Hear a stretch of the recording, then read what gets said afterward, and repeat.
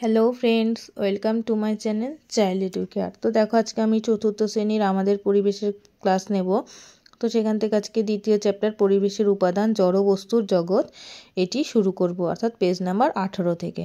তো সেখানে প্রথমটা রয়েছে সব কিছুর জন্য জায়গা লাগে এবং পরেরটা রয়েছে কোনোটা কঠিন, কেউ বা তরল কেউ বা গ্যাস। এই চ্যাপ্টার দুটো পড়াবো। তো চলো শুরু করি। সব কিছুর জন্য জায়গা লাগে। কি বলছে যে সব কিছুর জন্য জায়গা লাগে মানে কি, ধরো আমি একটা জিনিস রাখবো, তো সেই জিনিসটা রাখতে গেলে কিন্তু কিছুটা আমার জায়গার প্রয়োজন। তো দেখো এখানে আমার এই একটা স্কেল আছে, তো এই স্কেলটা যদি আমি এখানে রাখি তাহলে স্কেলটা কতটা জায়গা জুড়ে রয়েছে, এখান দিয়ে এতটুকুনি জায়গা জুড়ে আছে, তাই তো। এবার ধরো যদি আমি পেন্সিলটা রাখলাম, তাহলে পেন্সিলটা কি এই দিকে অনেকটা বেশি জায়গা জুড়ে রয়েছে, কিন্তু পেন্সিলটা যেহেতু সরু কিন্তু বেশি জায়গাটা লাগছে না, তাই না। সেটাই বলছে যে সব কিছুর জন্য জায়গা লাগে।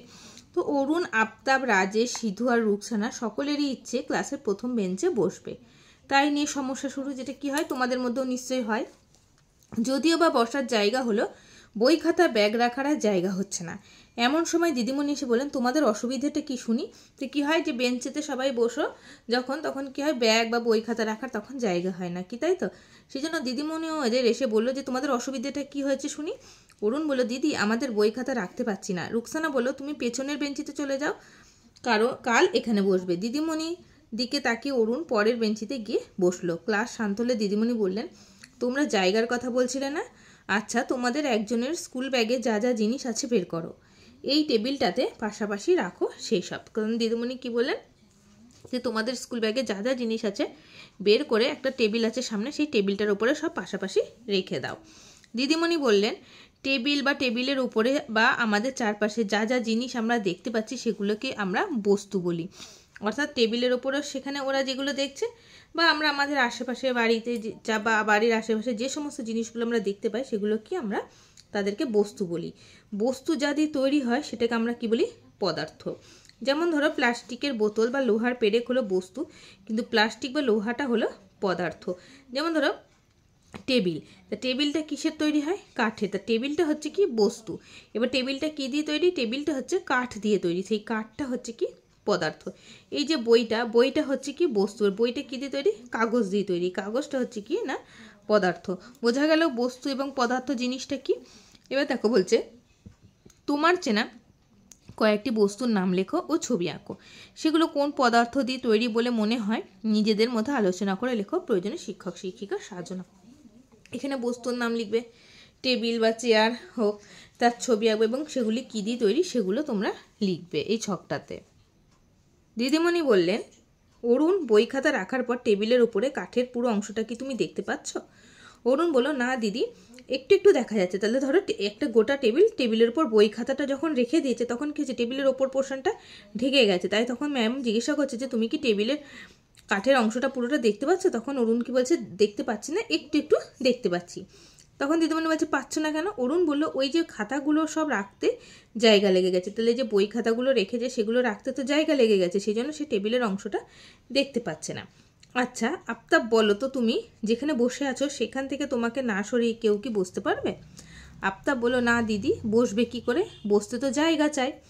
রুকসানা, এই জল ভর্তি বোতলে আর কি জল রাখা যাবে? তখন রুকসানাকে আবার ম্যাম বলছে যে এই যে জল ভর্তি যে বোতলটা রয়েছে সেটাতে কি আর জল রাখা যাবে? রুকসানা বলল, কি করে ধরবে দিদি, ওতে তো আর জায়গা নেই। সিধু, তুমি কখনো ফু দিয়ে বেলুন ফুলিয়েছ? সিধু বলল, হ্যাঁ দিদি, কতবার।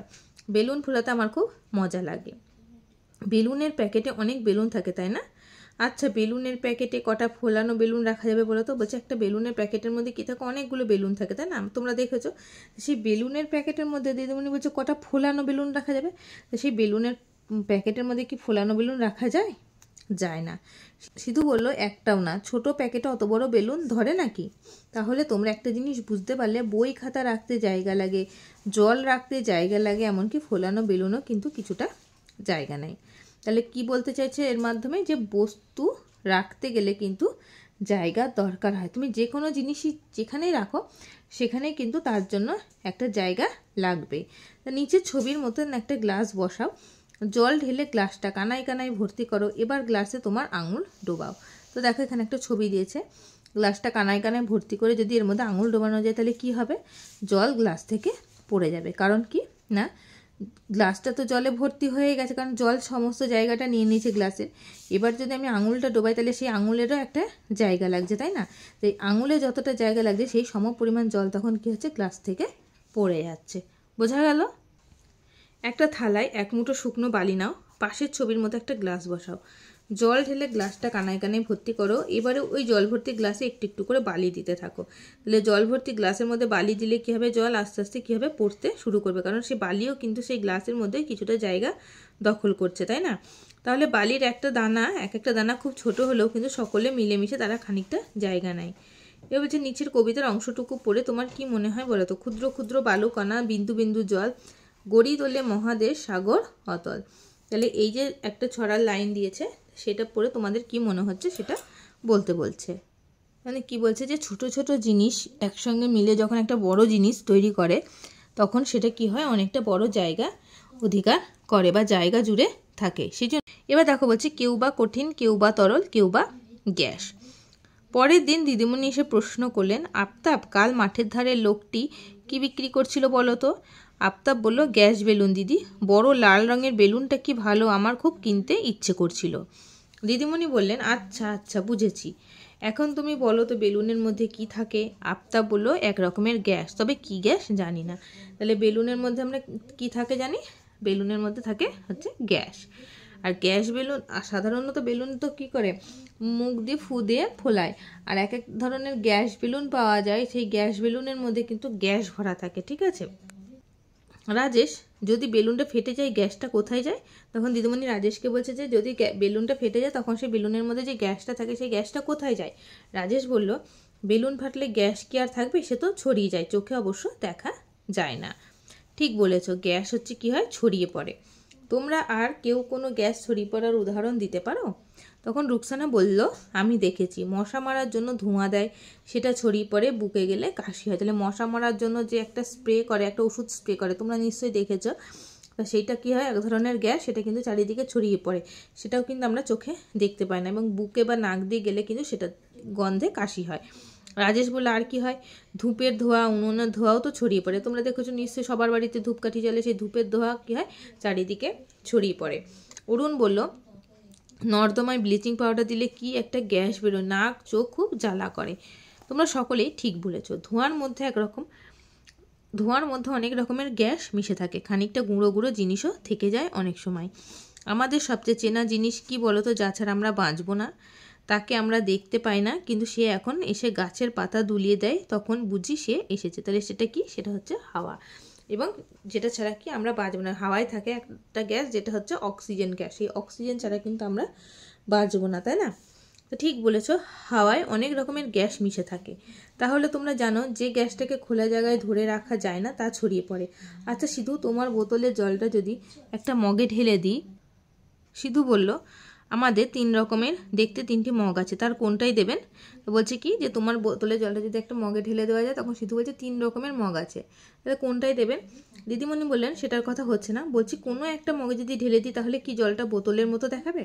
তাহলে একটা বোতলে জল ঢালে যেরকম দেখায়, মগে জল ঢালে কি সেই জলটা সেরকমই দেখাবে? সেটা দিদিমণি সিধুকে জিজ্ঞাসা করলো। সিধু বলল, তা হয় নাকি, বোতলের জল বোতলের মতো, মগের জল মগের মতো। তার মানে তুমি বলছো এক এক রকমের পাত্রে জলকে এক এক রকম আকারে দেখাবে? সিধু বলল, হ্যাঁ তাই। জলের বদলে দুধ, সর্ষে তেল, ডিজেল, পেট্রোল বা কেরোসিন নিলেও কি তাদের পাত্রের মতোই দেখাবে? অরুণ বলল, হ্যাঁ তা তো হবে, ওরা যে গড়িয়ে যেতে পারে। খুব দরকারি কথা, গড়িয়ে যেতে পারে। রাজেশ বলল, ইট রেখে দিলে যেমন দেখতে ছিল তেমনই থাকে, জলের মতন ছড়িয়ে পড়তে পারে না। ঠিক বলেছে, ইট, কাঠ, লোহা, বালি, প্লাস্টিক, মাটি, কাঁচ, এদের সব নিজস্ব আকার আছে, এদের আমরা বলি কি, কঠিন পদার্থ। তাহলে কঠিন পদার্থ কাকে বলে?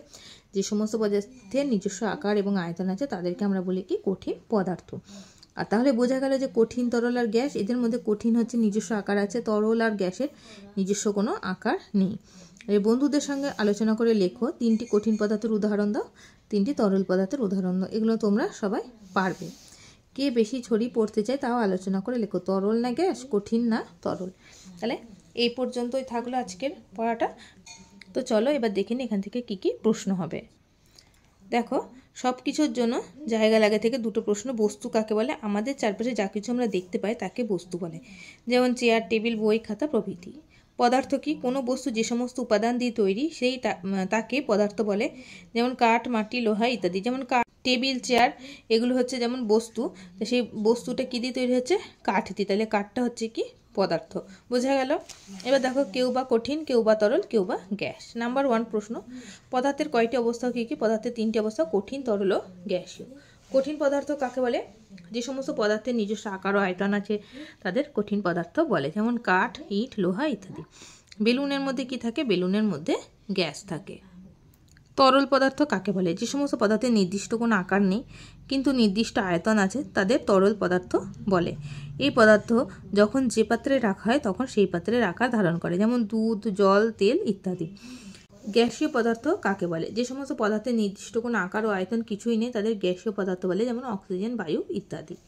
হাওয়ায় কি মিশে থাকে? নানান রকম গ্যাস ও জলীয় বাষ্প। ব্লিচিং পাউডার চারিদিকে ছড়ালে কি হয়? একটা গ্যাস বের হয় যার জন্য চোখ নাক জ্বালা করে। এছাড়াও এর জন্য মশা মাছি কিন্তু পালিয়ে যায়।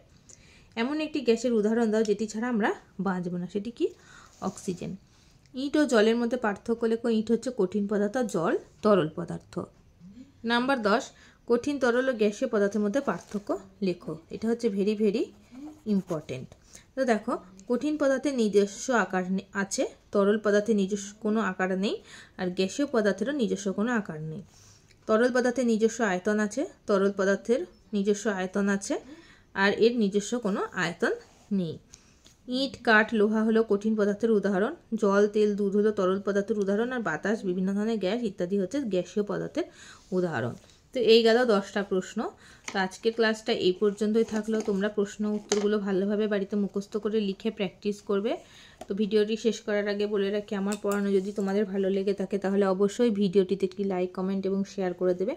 আর যারা আমার চ্যানেলে নতুন আছে তারা চ্যানেলটিকে সাবস্ক্রাইব করে পাশে থাকা বেল আইকনে প্রেস করবে যাতে সবার আগে নোটিফিকেশান তোমাদের কাছে এসে পৌঁছয়। তো আজকের মতন এই পর্যন্তই। সবাই ভালো থেকো।